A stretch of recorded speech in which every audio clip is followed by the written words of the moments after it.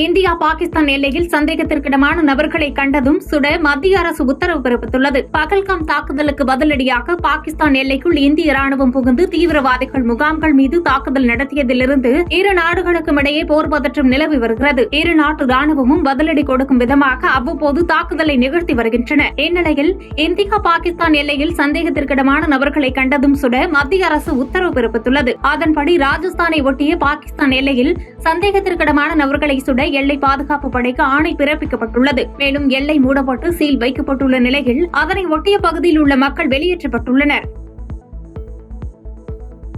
செய்திகளை உடனுக்குடன் தெரிந்து கொள்ள கீழ்கண்ட கேபிள் மற்றும் டிடிஎச் நெட்வொர்க்குகளில் எம்நாடு செய்தி தொலைக்காட்சியை காணுங்கள். பாதகம் செய்பவரை கண்டால் நாம் பயம் கொள்ளலாகாது பாப்பா. மோதி மிதித்துவிடு பாப்பா, அவர் முகத்தில் உமிழ்ந்துவிடு பாப்பா.